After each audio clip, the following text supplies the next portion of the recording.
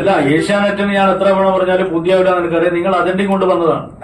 ആ അജണ്ടയിൽ അവിടെ വെച്ചാൽ മതി, അതൊക്കെ അവിടെ വെച്ചാൽ മതി, അതൊന്നും ഇവിടെ പോകാൻ വേണ്ടി പോകുന്നില്ല.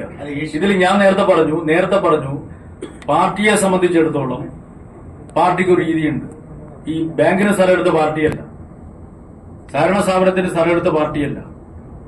സഹകരണ സ്ഥാപനത്തിന് സ്ഥലമെടുത്തുമായി ബന്ധപ്പെട്ടുകൊണ്ട് നിങ്ങൾ മധുവിനെയാണ് ലക്ഷ്യം വെക്കുന്നതെങ്കിൽ ആ സഹകരണ സ്ഥാപനത്തിന്റെ പ്രസിഡന്റ് മധുവല്ല, വൈസ് പ്രസിഡന്റ് ടി എ മസൂദനല്ല, പാർട്ടിയുടെ സബ് കമ്മിറ്റിയുടെ കൺവീനർ ടി എ മസൂദനല്ല. സഹകരണ സ്ഥാപനം സ്ഥലം എടുക്കുന്നതിന് ഡിപ്പാർട്ട്മെന്റിന്റെ അനുമതി വാങ്ങണം. നിങ്ങൾ ഈ പറയുന്ന നിസ്സാര വിലയുടെ ഭൂമിയാണെങ്കിൽ ഡിപ്പാർട്ട്മെന്റ് അനുമതി കൊടുക്കില്ല, അവര് പരിശോധന നടത്തും. അതായത് ഡിപ്പാർട്ട്മെന്റിന്റെ അനുമതി ഉൾപ്പെടെയുള്ള സകല നടപടിക്രമങ്ങളും പാലിച്ചുകൊണ്ടാണ് ആ ഭൂമി എടുത്തത്. ആ ഭൂമി എടുക്കുന്നതുമായി ബന്ധപ്പെട്ടുകൊണ്ടുള്ള പ്രധാനപ്പെട്ട ചുമതല നിർവഹിക്കുന്ന ആളല്ല ടി എ മസൂദനൻ. പക്ഷെ നിങ്ങളുടെ ലക്ഷ്യം എന്താ? അപ്പൊ തെറ്റായ ഒരു ആക്ഷേപം ഉന്നയിക്കുക, എന്നിട്ട് അതിന്റെ പേരിൽ പയ്യന്നൂർ MLA പിടിക്കാൻ വേണ്ടി കഴിയുക എന്ന് നോക്കിയാൽ അതൊന്നും സമ്മതിച്ചു തരാൻ പറ്റൂല എന്ന് മാത്രമേ പറയാനുള്ളൂ. പിന്നെ വരവ് ചെലവ് കണക്ക് എനിക്ക് ഏഷ്യാനെറ്റിനെ ബോധ്യപ്പെടുത്തേണ്ട കാര്യമില്ല. നിങ്ങൾ ഏഷ്യാനെറ്റ് അല്ലാതെ നിങ്ങൾ പറയാറാം, നിങ്ങൾ ഏഷ്യാനെറ്റിലാണ്ട് പിന്നെ നിങ്ങൾ പറയാറാം. 3:45 പാർട്ടി സെക്രട്ടറി, ജില്ലാ സെക്രട്ടറി ഈ വാർത്താ സമ്മേളനം നടത്തുന്നവരെ താങ്കളുടെ പാർട്ടിയുടെ താങ്കളുടെ ജില്ലാ കമ്മിറ്റിയിൽ അംഗമായിരുന്ന വി കുഞ്ഞികൃഷ്ണൻ അദ്ദേഹം തെരഞ്ഞെടുത്തത് ഏഷ്യാനെറ്റ് ആയിരിക്കും. അദ്ദേഹത്തിന് കേരളത്തിൽ ഈ കാര്യങ്ങൾ പറയണമെന്ന് അദ്ദേഹം തെരഞ്ഞെടുത്ത മാധ്യമം ഏഷ്യാനെറ്റ് ന്യൂസ് ആയിരിക്കാം.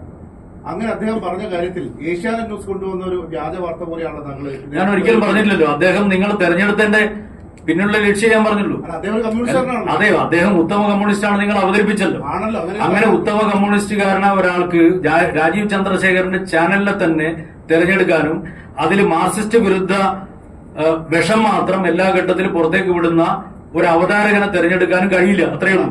അത് ഞാൻ പറഞ്ഞത് മാത്രമേ ഉള്ളൂ. അതെ, കണ്ണൂർ ജില്ലയിലെ താങ്കളുടെ പാർട്ടിയുടെ ഏരിയ സെക്രട്ടറിയെ ജില്ലാ കമ്മിറ്റി അംഗമായി നിന്ന ഒരാളെയാണ് താങ്കൾ ഇങ്ങനെ അതെ, അദ്ദേഹം പാർട്ടിയുടെ ഭാഗമായിട്ട് നിന്ന് ഇപ്പോഴും പാർട്ടിയെ വഞ്ചിച്ചു പുറത്തേക്ക് പോയ ഒരാളാണല്ലോ.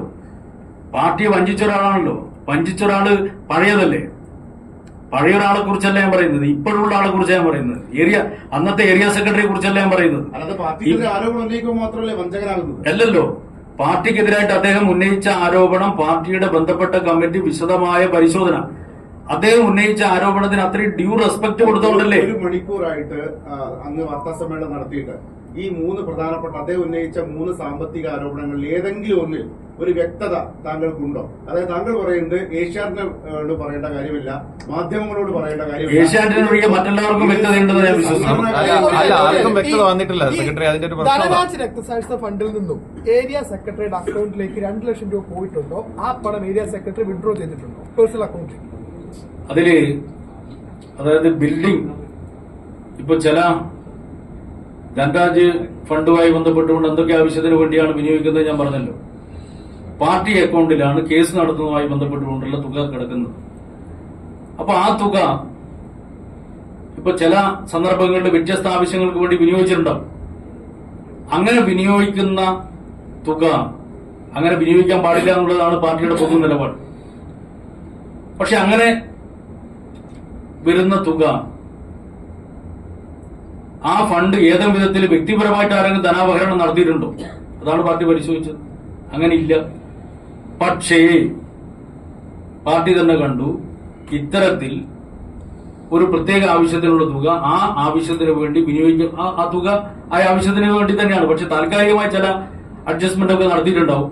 ആ നടത്തിയ തെറ്റാണെന്ന് കണ്ടിട്ട് അത് തെറ്റാണെന്ന് അവിടെ പറയുകയും ആവശ്യമായ തിരുത്തലുകൾ വരുത്തുകയും ചെയ്തിട്ടുണ്ട്. അതുകൊണ്ടാണ് ഞാൻ പറഞ്ഞത് ചില നടപടികളൊക്കെ എടുത്തിട്ടുണ്ട്. ആ നടപടികൾ വെറുതെ എടുത്തല്ല, നടപടികൾ എടുത്തിട്ടുണ്ട്. പക്ഷേ പാർട്ടിയുടെ 1 രൂപ, അത് ധനരാജ് രക്തസാക്ഷി ഫണ്ടിൽ നിന്നായാലും ശരി, ബിൽഡിംഗ് ഫണ്ടിൽ നിന്നായാലും ശരി, 1 രൂപ പോലും പാർട്ടിക്ക് നഷ്ടപ്പെട്ടിട്ടില്ല. ഒരാളും തെറ്റായ രീതിയിൽ ധനാപഹരണം നടത്തിയിട്ടില്ല. സെക്രട്ടറി, കുഞ്ഞികൃഷ്ണനെ മധുസൂദനോടുള്ള പകയാണ് ഇങ്ങനെ ഒരു ആന്റി ക്ലൈമാക്സിലേക്ക് കാര്യങ്ങൾ എത്തിച്ചതെന്നങ്ങ് പറഞ്ഞു. ഇപ്പൊ വർഷങ്ങളായിട്ടുള്ള പക, എന്താണ് ഈ പകയ്ക്ക് ഒരു കാരണം? അത് ഞാൻ പിന്നീട് പറയാം. ഈഗോയാണ് പ്രശ്നം. അത് ഞാൻ പിന്നീട് പറയാം. അല്ല, അതിന്റെ പുസ്തകം വരട്ടെ, അപ്പൊ നിങ്ങൾക്ക് മനസ്സിലാവും. അദ്ദേഹത്തിന്റെ പുസ്തകം വരട്ടെ, അപ്പൊ നിങ്ങൾക്ക് മനസ്സിലാവും. വീണ്ടും സ്ഥാനാർത്ഥിയാകും എന്ന ഘട്ടത്തിലാണോ കുഞ്ഞികൃഷ്ണൻ ഇത്തരം ആക്ഷേപം ഉന്നയിക്കാൻ കാരണം? അല്ല, എന്തായാലും ഇപ്പൊ ടൈമിംഗ് തെരഞ്ഞെടുക്കപ്പെട്ടത്, അല്ലെങ്കിൽ ഇതൊക്കെ നേരത്തെ അദ്ദേഹത്തിന് പറയാലോ. അദ്ദേഹം പാർട്ടിയിൽ നിന്ന് പുറത്തു പോയിട്ട് ഒന്നും ചെയ്യാതെ കുറെ കാലം എഴുതിയിട്ടില്ലേ? അല്ല, അദ്ദേഹത്തെ ശാസന നേരിട്ട് ഇപ്പൊ 6 മാസമായി എന്ന് പറഞ്ഞു. അതിനുശേഷം പുസ്തകം എഴുതാൻ തുടങ്ങി. ഇപ്പൊ അത് കഴിയാറായി. 2 ദിവസം കഴിയുമ്പോൾ പുസ്തകം പ്രകാശനം ചെയ്യും. അപ്പൊ അതിനൊരു ഇടയിൽ സമയമുണ്ട്. പുസ്തകം പെട്ടെന്ന് ഒരു അല്ല, അങ്ങനെയാണ് പാർട്ടി പ്രവർത്തനത്തിൽ വരാതിരിക്കാലോ. അല്ല, ഇപ്പൊ ഈ പാർട്ടി പ്രവർത്തനത്തിൽ പങ്കെടുക്കുന്നുണ്ടല്ലോ. എന്താ ഇപ്പോഴൊരു പ്രകോപനം? ഏരിയ കമ്മിറ്റി അത് മിനിറ്റ്സിൽ പാർട്ടി അന്വേഷിച്ചില്ലേ? സഖാവ് കോടിയേരി ബാലകൃഷ്ണന്റെ കമന്റ് പോലും സെക്രട്ടറി ഇവിടെ വായിച്ചു. പിന്നെന്താ ഈ കണക്ക് പറയാൻ പ്രയാസം? അല്ല, അതില് പാർട്ടിക്ക് ഒരു രീതി ഉണ്ടല്ലോ. അല്ല, മിനിറ്റ്സിലെ അല്ല, ഇത് മിനിറ്റ്സിലെ കാര്യമല്ല, ഇത് പാർട്ടി താഴോട്ടേക്ക് റിപ്പോർട്ട് ചെയ്ത കാര്യമാണ്.